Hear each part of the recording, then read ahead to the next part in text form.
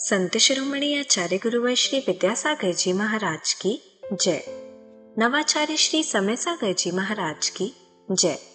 अरहम योग प्रणेता पूज्य गुरुवर श्री प्रणम्य सागर जी महाराज की जय। ओम अरहम नमः। स्वाध्याय प्रेमी बंधुओं, आप सभी का आचार्य उमा स्वामी द्वारा विरचित गागर में सागर भरने वाले अनोखे ग्रंथ श्री तत्वार्थ सूत्र ग्रंथराज जी के स्वाध्याय में स्वागत है।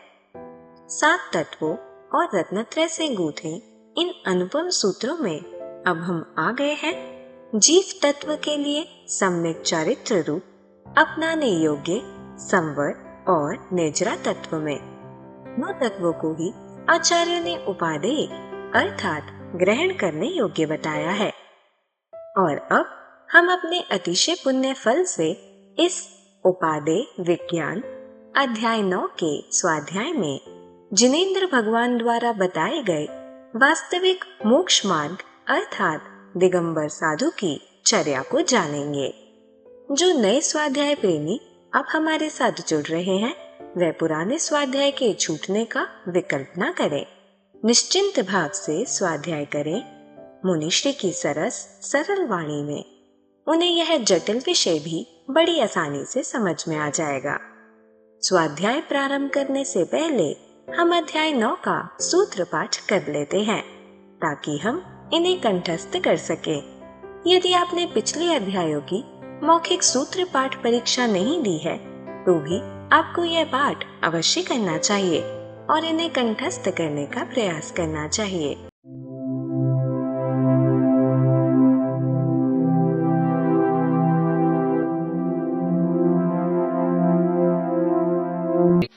मोक्षमार्गस्य नेतारं भेत्तारं कर्मभूव्रतां ज्ञातारं विश्वतत्त्वानां वन्दे तद्गुणलब्धये। आश्रम निरोधः संवरः स गुप्ति समिति धर्मानुप्रेक्षा परिसहजय चारित्रहि तपसा निर्जरा च सम्यग् योग निग्रहो गुप्तिः ईर्याभाषैषडादान निक्षेपोत्सर्गा समितयः उत्तमः क्षमा मार्दवार्जव शौच सत्य संयम तपस्त्यागा किंचन्य ब्रह्मचर्याणि धर्मः अनित्या शरण संसारैकत्वा न्यत्वा शुच्यास्रव संवर निर्जरा लोक बोधि दुर्लभ धर्म स्वाख्या तत्वानुचिंतन मनुप्रेक्षाः मार्गाच्यवन निर्जरार्थम परिषोडव्याः परीशः क्षुत पिपासा शीतोष्ण दंश मशक नाग्न्यारति स्त्रीचर्या निषद्या शय्या क्रोश वध याचना लाभ रोग तृण स्पर्श मल सत्कार पुरस्कार प्रज्ञा ज्ञाना दर्शनानि सूक्ष्म सांपराय छदमस्त वीतरागयोश चतुर्दश एकादश जिने बादर सांपराये सर्वे ज्ञानावर्णे प्रज्ञा ज्ञाने दर्शन मोहांतराययो रदर्शना लाभौ चारित्र मोहे नाग्न्यारति स्त्री निसद्या क्रोश याचना सत्कार पुरस्काराः वेदनीये शेषाः एकादयो भाज्या युगपदे कस्मिन्नई कौन विंशतेः सामायिकच्छेदोपस्थापना परिहार विशुद्धि सूक्ष्म सांपराय यथाख्यात मिति चारित्रम् अनशनाव मौदर्य वृत्ति परिसंख्यान रस परित्याग विविक्त शय्यासन कायक क्लेशा वायम तपः प्रायश्चित्त विनय वैयावृत्त स्वाध्याय व्युत्सर्ग ध्यानान्युत्तरम् नव चतुर्दश पंच द्विभेदा यथाक्रमं प्राक ध्यानात् आलोचना प्रतिक्रमण तदुभय विवेक व्युत्सर्ग तपश्छेद परिहारोपस्थापनाः ज्ञान दर्शन चारित्रोपचाराः आचार्योपाध्याय तपस्वी शैक्ष्य ग्लान गण कुल संग साधु मनोज्ञानाम् वाचना पृच्छनानुप्रेक्षाम्नाय धर्मोपदेशाः बाह्याभ्यन्तरोपद्यो उत्तम सहननस्यैकाग्रचिन्ता निरोधो ध्यान मान्तर मुहूर्तात् आर्त रौद्र धर्म्य शुक्लानि परे मोक्ष हेतु आर्त ममनोज्ञस्य संप्रयोगे तद विप्रयोगाय स्मृति समन्वाहारः विपरीतम मनोज्ञस्य वेदनायाश्च निदानं च तदविरत देश विरत प्रमत्त संयतानां हिंसा नृतस्तेय विषय संरक्षणेभ्यो रौद्रमविरत देश विरतयोः आज्ञा पाए विपाक संस्थान विचयाय धर्म्यम शुक्ले चाद्ये पूर्वविदः परे केवलिनः पृथक्त्वैकत्व वितर्क सूक्ष्म क्रिया प्रतिपाति विपरीत क्रिया निवर्तीनि त्रिएक योग काय योगा योगानाम एकाश्रये सवितर्क विचारे पूर्वे अविचारम द्वितीयम वितर्कः श्रुतम विचारोर्थ व्यंजन योग संक्रांति सम्यक दृष्टि श्रावक वीरतानंत वियोजक दर्शन मोह छपकोप समकोप शांत मोह छपक क्षीण मोहजिना क्रमशो संख्ये गुण निर्जराः पुलाक बकुश कुशील निर्ग्रंथ स्नातकाः निर्ग्रंथाः संयम श्रुत प्रतिसेवना तीर्थ लिंग लेश्योपपाद स्थान विकल्पतः साध्याः इति तत्त्वार्थ सूत्रे 9वां पूज्य मुनि श्री कहते हैं कि सिर्फ सूत्र के पाठन से ही हमारी विशुद्धि कई गुना बढ़ जाती है। तो आइए अब हम चलते हैं उपादेय विज्ञान की कक्षा। मोक्ष मार्गस्य नेतारं भेत्तारं कर्म भूरतां ज्ञातारं विश्वतत्त्वानां वंदे तद्गुणलब्धये। देवादिदेव आदिम तीर्थंकर श्री ऋषभनाथ भगवान की, वर्तमान शासन नायक श्री वर्धमान महावीर भगवान की, परम पूज्य आचार्य गुरुवर श्री विद्यासागर जी महाराज की।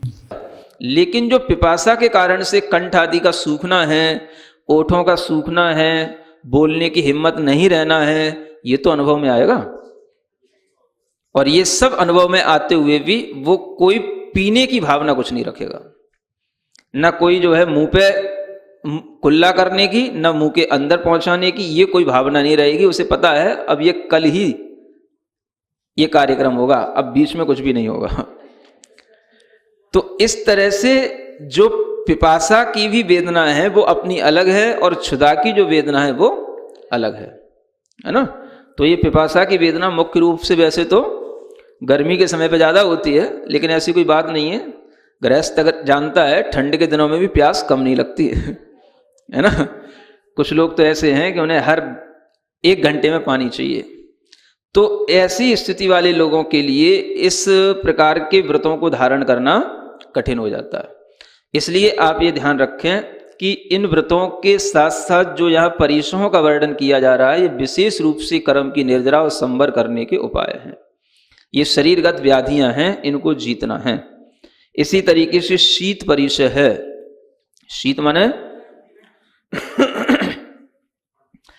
ठंड का वातावरण, और उस शीत के परिचय में भी किसी भी तरह से चाहे कितनी भी शीत लगे, ठंड लगे, ठिठुरना हो जाए, लेकिन ऐसा नहीं कि कौन सा जीवन मिल गया, ये क्या करना पड़ रहा है, ना चादर है ना कंबल है, ऐसा भी कभी भाव नहीं आना, है ना। और उसको बिल्कुल प्रसन्न भाव के साथ में, समता भाव के साथ में, शांत भाव से, बिल्कुल इस तरह से कि जैसे कुछ है ही नहीं है, इस तरह से जो जीतने का भाव रहता है उसको बोलते हैं परिचय जय। और ये तभी होता है जब हम, कुछ परिचय तो ऐसी हैं जो शारीरिक होती हैं और कुछ परिचय ऐसी जो मानसिक हैं। अभी ये जो बताई जा रही है शारीरिक परिचय है, तो शारीरिक परिचयों को जीतना फिर भी सहज होता है। कैसा होता है? सहज होता है। सहज इसलिए होता है कि कम से कम वो कष्ट शरीर को ही हो रहा है, और उसमें थोड़ी सी भेद विज्ञान की अनुभूति भी अच्छी हो जाती है ना। लेकिन मानसिक परिचयों को जीतना थोड़ा सा कठिन होता है। लेकिन ये भी बात सत्य है कि जो शारीरिक परिचयों को जीत लेता है वो मानसिक परिचयों को भी जीत लेता है। तो ये शारीरिक परिचय हैं। शीत है, उष्ण है। उष्ण माने गर्मी का भी समय आता है, तो गर्मी की वेदना अलग है, ठंड की वेदना अलग है। ये 2 ही प्रकार के परिचय रखे गए हैं, शीत का और उष्ण का। बरसात का कोई परिचय नहीं होता। हाँ, बरसात का परिचय शायद ही आगे लिखा हुआ है, दंश मशक परिचय। ये बरसात का परिचय है। अगर ऐसे झुंड मिल जाए और कि जो है ना जिनसे छुटकारा पाना मुश्किल हो जाए, तो पूरी की पूरी रात उनका संगीत सुनने में ही निकल जाती है। और इस तरीके के दंश मशक परिसरों में भी है ना, किसी भी तरीके की ग्लानि नहीं आना, किसी भी तरीके की आकुलता नहीं होना, समता भाव से उसको भी सहन कर लेना कि ये आखिर हमारे लिए कोई भी तरह से अगर हमें कष्ट देने की भावना रख रहे हैं तो ये तो अज्ञानी हैं, इनका तो ये भोजन ही है, या इनको तृप्ति तो इसी से मिल रही है, हम इनकी तृप्ति को क्यों दूर करें, हम इन्हें इनकी तृप्ति होने से क्यों इन्हें बचाएं। इस तरीके के भाव से वह उन जीवों की किसी भी प्रकार की विराधना करने का भाव नहीं करता, और वह दंश मशक परिचय को भी सहन कर लेता है, करता है। लेकिन जब बार बार मलेरिया होता है तब उसको फिर उन परिसरों से बचने का भाव भी आने लग जाता है। लेकिन जितना परिसरों से बचने का भाव आएगा उतना ही कर्म की निर्जरा में अंतर भी आ जाएगा, और जब तक ऐसा नहीं होता तब तक वह परिचय सहन करने में ही अच्छा मानता है। तो परिचय सहन करने से शरीर की शक्तियां बढ़ती हैं धीरे धीरे।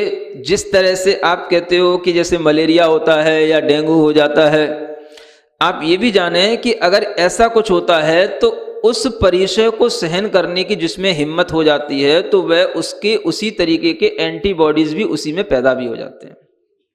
समझ आ रहा है? जिसके माध्यम से वह इन परिसरों को जीत सकता है, और अगर वो नहीं हो पाए तो फिर ज्वर आदि का प्रकोप हो जाएगा। तो ये है तो सब रिस्क के ही काम। तो दंश मशक परिचय को भी सहन करना है, क्योंकि जो मुनि महाराज अभी तो चलो ठीक है फिर भी कमरों में रह लेते हैं, धर्मशालाओं में रह लेते हैं, संत भवनों में रह लेते हैं। पहले तो कहाँ रहते थे? खुले जंगल में ही रहते थे। अब जंगल के तो मच्छर अलग ही टाइप के होते हैं, है ना, डांस होते हैं वो, ये तो मच्छर होते हैं और डांस अलग होते हैं। वो जब चिपटते हैं तो फिर किसी भी तरीके की हवा भी चले ना तो हवा से भी नहीं हटते हैं वो। तो इस तरीके के बड़े बड़े जो डांस होते हैं उनको अलग तरीके से समझा जाता है। एक दंश मशक में सब चीजें आ जाती हैं, डांस, मच्छर इत्यादि जो भी काटने वाले जीव जंतु हैं वो सभी इसमें आ जाते हैं। तो सब कुछ सहन करना है ना, और वो सहन करने के लिए इसलिए भी आवश्यक हो गया कि अब खुले बदन के ऊपर ना तो कोई भी आवरण है ना कुछ है, और सहन नहीं करोगे तो कब तक आकुलता करके क्लेश करते रहोगे। तो इसलिए सहन करोगे तो जो है समता भाव आएगा, तो सहन शक्ति बढ़ेगी। ये सब परिचय हैं। नाग्न परिचय है इसके आगे। नाग्न का मतलब नग्नता भी एक बड़ा परिचय है। आप दिगंबरत्व रूप को धारण किए हैं, सभी स्थानों से आपको गुजरना होगा, सभी जगहों से आप निकलेंगे। लोग किसी भी तरीके से, कहीं पर अभिवादन भी होगा तो कहीं पर क्या विरोध भी होगा, कहीं पर जो है गाली गलौज भी सुनने को मिल सकती हैं, कहीं पर जो है स्तुति के वचन भी सुनने को मिल सकते हैं। तो ये भी एक बड़ा परिचय होता है। इस परिचय को ही सबसे बड़ा परिचय समझना चाहिए। नाग्न अपने आप में इतना बड़ा परिचय है कि जिसके लिए ये नाग्न परिचय सहन करने की हिम्मत नहीं होती वो कभी दिगंबर रूप को धारण कर ही नहीं सकता। तो कुछ लोग तो लज्जा के कारण से अत्यधिक अपने अंदर जो चारित्र मोहनी कर्म के उदय से ये परिचय जीतने की जो भावना नहीं बनती, उसमें यही बताया जाएगा आगे चल करके कि जिसके अंदर चारित्र मोहनी का तीव्र उदय रहता है उसके अंदर लज्जा आदि के भाव इतने अधिक होते हैं कि वह इस परिचय को जीत नहीं सकता है। इसलिए नग्नता भी अपने आप में बड़ा परिचय है। और इसी के साथ में अरति परिचय आ जाता है। अरति का मतलब होता है अब आपके साथ में कोई भी तरीके के ऐसे कोई साधन तो होंगे ही नहीं जिनसे आपका मन कहीं अच्छे ढंग से लगा रहे। क्या सुन रहे हैं? ना टीवी है, ना मोबाइल है, आप लोगों का मन कहाँ लगता है? अब एकांत में बैठे हो, ना कोई आ रहा है ना जा रहा है, या किसी भी तरीके से आपके मन के अंदर ये भाव आने लगा, अरे अब यहाँ कब तक रुकेंगे, कब तक टिकेंगे, कब तक ऐसे ही बैठे रहेंगे, कब तक यहाँ पर इस एकांत में। तो ये कहलाती है अरति परिचय। अरति का मतलब हो गया जिससे आपके चारित्र में वृद्धि होती थी उसी में आपको अरति आने लगी, यानी उसी से आप पीछे हटने लगे, बोर होने लगे। एकांत में बैठ करके ही ध्यान होता है, जन समूह से हट करके ही सबसे अच्छा तत्व का अभ्यास होता है। और उसी में जिसको बैठ करके आकुलता पैदा हो और उसको एकांत में मन न लगे, या कहीं ऐसे स्थान जो किसी भी प्रकार के कोई भी मन को अच्छे नहीं लगते हैं, ऐसे स्थानों पर रहना हो जाए, फिर भी वह अपने मन को अपने चारित्र में लगाए, तो ये उसका अरति परिचय को जीतना कहलाता है। और नहीं लगा पाए तो वह कहलाता है भैया ये क्या हो गया, अरति परिचय हो गया, अच्छा नहीं लग रहा। आप लोगों को बहुत चिंता रहती है मुनि महाराज की, महाराज यहाँ पे अच्छा लग रहा है कि नहीं लग रहा, महाराज यहाँ अच्छा लग रहा है कि नहीं लग रहा, है ना। तो श्रावक पूछता रहता है। श्रावक क्या पूछता रहता है? अगर उसे ये पता हो कि महाराज को कहाँ अच्छा लगता है तो पूछे ही नहीं है? महाराज को अच्छा लगने या नहीं लगने का क्या कारण होता है? महाराज यहाँ पर कोई कमी तो नहीं है, महाराज यहाँ पर कोई बाधा तो नहीं है, अच्छा लग रहा है कि नहीं लग रहा है। इस तरीके की जो श्रावक चिंता करता है, शायद यही चिंता करता है कि महाराज को यहाँ से अरति तो नहीं हो रही है ना।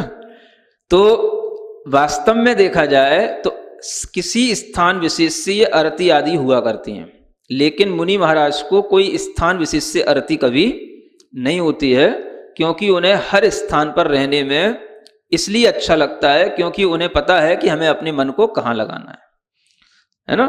कुछ सामने है तो ठीक है, और नहीं है तो और ठीक है। इसको बोलते हैं अरति परिचय को जीतने वाले लोग। तो ऐसे अरति परिचय होती है, इसको भी जीता जाता है। एक स्त्री परिचय आ गई, क्या है ये? इसमें क्या परिचय हो गया भाई? स्त्रियों के किसी भी तरीके के हाव भाव विलास देख करके किसी भी तरह का मन में विकार नहीं आने देने का नाम है स्त्री परिचय, है ना। अब आप समझें कि यह भी स्त्री परिचय हैं, नाग्न परिचय हैं, या ये सभी परिचय हैं। तो कुछ परिचय तो ऐसे हैं जो जंगलों में बैठ के तो हो ही नहीं सकते हैं। जब गांव में होंगे, शहरों में होंगे, तभी ये परिचय होंगे। तो इसलिए जो लोग एकांत से बोलते हैं कि मुनि महाराज को जंगल में ही रहना चाहिए, वो बहुत सारे परिचयों की कमी करा देंगे। जितने परिचय मुनि महाराज को शहरों में बीच में बैठ करके हो सकते हैं, उतनी परिचय कभी भी एकांत में बैठ के नहीं हो सकते, है ना। तो वहां पर स्त्री परिचय भी कहाँ होगा? जहां पर जन समुदाय होगा वहीं पर स्त्री परिचय होगा। इसीलिए यह परिचय सब जगह रहते हैं।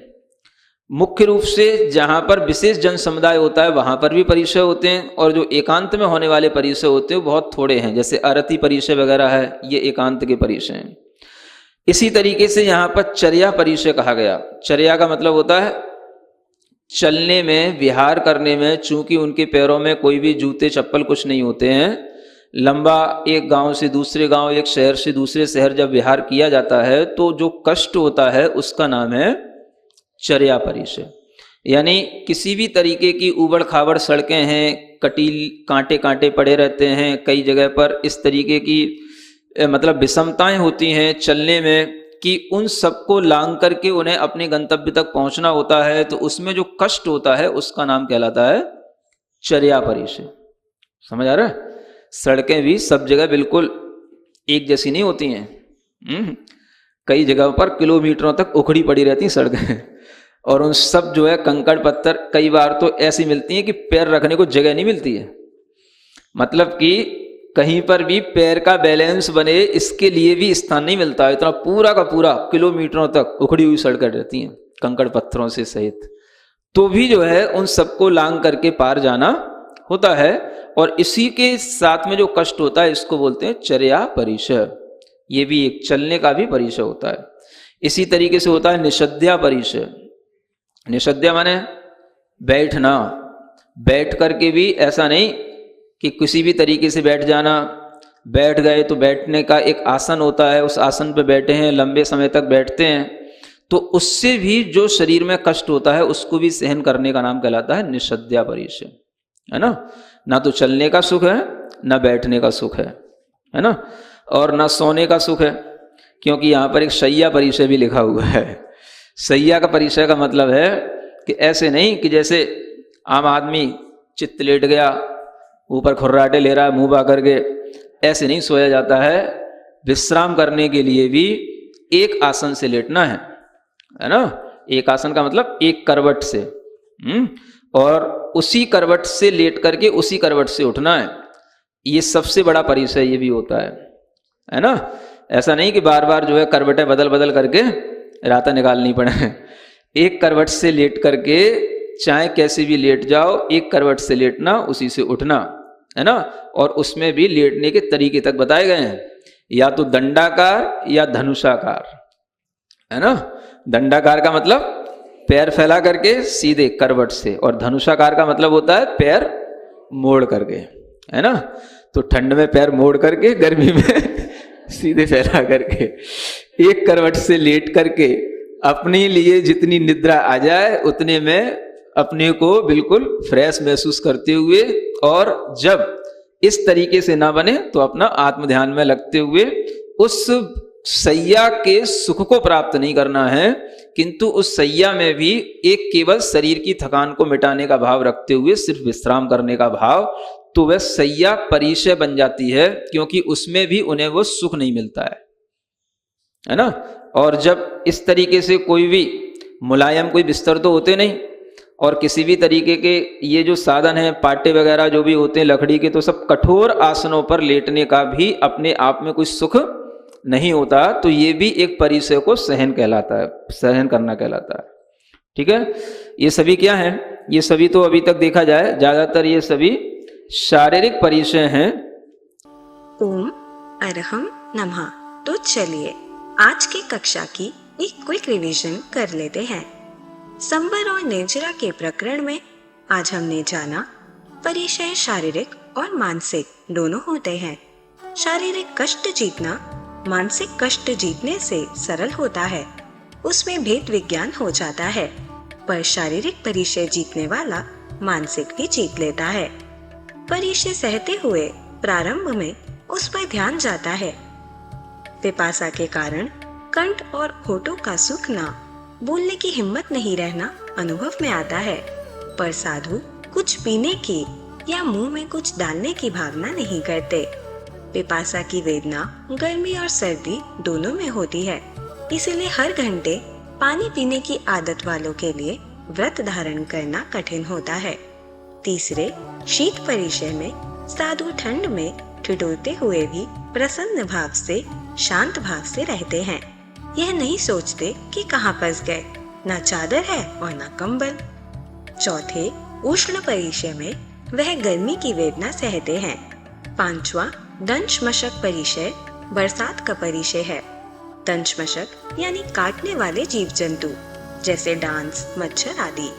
इनके परिचय में साधु आकुलित नहीं होते। वह सोचते हैं कि यह जीव तो अज्ञानी है, यह इसका भोजन है, तो हम इनको इनकी तृप्ति से दूर क्यों करें। वे उन जीवों की विराधना का भाव भी नहीं करते। यदि मलेरिया, डेंगू आदि रोगों के कारण इनसे बचने का भाव आता है तो निद्रा में भी अंतर आ जाता है। परिचय सहने से शरीर की शक्तियां बढ़ती हैं, जैसे डेंगू आदि एंटीबॉडीज बन जाती हैं, जिनसे परिचय को जीता जा सकता है। अब तो मुनि संत भवन आदि कमरों में रह लेते हैं। पहले तो जंगलों में ही रहते थे, वहाँ होने वाले डांस आदि को सहना ही होता था। बिना सहे आकुलता से कलेश होता रहेगा और समता से सहने से सहन शक्ति बढ़ेगी। छठा, नागनेय परिचय सबसे बड़ा है। नग्न दिगंबर रूप में कहीं अभिवादन तो कहीं विरोध और गाली गलौज भी मिलती है। जिनमें यह सहन करने की हिम्मत नहीं होती, वह चारित्र मोहनी के तीव्र उदय में लज्जा के कारण दिगंबरत्व धारण नहीं कर पाते। मन न लगना अरिति परिचय होता है। जन समूह से हटकर एकांत में ही सबसे अच्छा तत्वाभ्यास होता है और ध्यान होता है। चारित्र की वृद्धि करने वाले इसी एकांत में यदि बोर हो जाए, मन न लगे, आकुलित हो जाए या नापसंद स्थान पर रहना हो जाए तो अरिति परिचय होता है। चारित्र में मन लगाकर मुनि इसे जीतते हैं। स्त्रियों के हाव भाव विलास देखकर मन में विकार नहीं लाना स्त्री परिचय है। स्त्री, नाग्न आदि अन्य परिचय गांव शहरों में जन समुदाय के बीच ही होते हैं, जंगलों में नहीं। एकांत में अरिति आदि बहुत थोड़े परिचय होते हैं, यह शहरों में अधिक होते हैं। कंकड़ पत्थरों से भरी ऊबड़ खाबड़, कंटीली, विषम सड़कें जहाँ किलोमीटरों तक पैर रखने की जगह नहीं मिलती, उन्हें नंगे पैर विहार करते हुए, कष्ट सहते हुए भी पार कर जाना 9वां चर्या परिचय होता है। यह चलने का परिचय है। बैठने का निषद्या परिचय होता है। इसमें मुनि महाराज कष्ट होते हुए भी एक ही आसन में लंबे समय तक बैठते हैं। 11वां शय्या परिचय में साधु लकड़ी की पाटे जैसी कठोर आसनों पर एक ही आसन में यानी एक ही करवट से सोते हैं। गर्मी में दंडाकार यानी करवट में सीधे पैर फैलाकर और सर्दी में धनुषाकार मतलब पैर मोड़कर शरीर की थकान मिटाने के लिए निद्रा लेते हैं और यदि नींद नहीं आए तो आत्म ध्यान में लगते हैं। चलने, बैठने, सोने तीनों में ही साधु सुख नहीं देखते। तो चलिए अब हम सभी जड़वाणी स्तुति करेंगे और तत्पश्चात समय होगा आज के सवाल का। सिरिजिणवाणी जग कल्याणी जग जन मदतम मोहरी जणमण हारी गढ़हर हारी जम जरा भव रोग हरि तिथ्य राणम दिव्य झुणिम जो पढ़ई सुणई मय्ये धारई राणम सौख मणंतम धरिय सासद मोक्ष पदम पावई सासद मोक्ष पदम पावई। अब समय है आज के प्रतियोगिता प्रश्न में भाग लेकर आकर्षक पुरस्कार जीतने का। आप अपने फोन को QR कोड स्कैन करने के लिए तैयार रखें या दिए गए लिंक पे जाएं। आप अपना उत्तर चुनकर हमें कल शाम 5 बजे तक भेज सकते हैं। 3 भाग्यशाली विजेताओं को मिलेंगे आकर्षक पुरस्कार। विजेताओं का नाम इसी कार्यक्रम में हर रविवार को घोषित किया जाएगा। साथ ही सभी प्रश्नों के सही उत्तर भी बताए जाएंगे।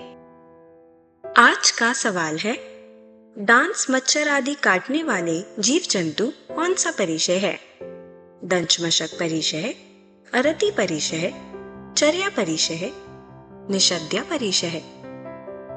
अध्याय 9 की कक्षा 14 के आज के सवाल का सही उत्तर है शुदा। अगर आप किसी कारणवश कोड को स्कैन ना कर पाए हों तो आप क्लास की वेबसाइट पर जाकर भी उन्हें अटेम्प्ट कर सकते हैं। इस लिंक पर जाएं या QR कोड को स्कैन करें। धन्य है हमारा पुण्य जो मुनिश्री ने हमें उपादेय विज्ञान जैसे कठिन विषय को इतनी सरलता से समझाया, जिससे हम पंच परमेष्टि में आसीन आचार्य, उपाध्याय और साधु परमेष्टि के मूल गुणों और चर्या संबंधी भ्रांतियों को दूर करके श्रावक धर्म को निभा पाए और सच्चे गुरु के प्रति समर्पित हो पाए। और यह ज्ञान आप अपने परिवार, मित्र, समाज के लोगों को इस स्वाध्याय से जोड़कर उन तक दे सकते हैं। आप सिर्फ उन्हें हमारी वेबसाइट ttv.arham.yoga शेयर करें और उन्हें यह सभी क्लासेस मिल जाएंगी। अभ्यास प्रश्न करके आप अपने ज्ञान को प्रगाढ़ करने का मौका और आज के सवाल में पुरस्कार जीतने का मौका भी पा सकते हैं। तो आज ही अपने बच्चों, मित्रगणों और परिवारजनों को इससे जोड़ें और अपना और उनका पुण्य बढ़ाएं। ओम अरहम नमः।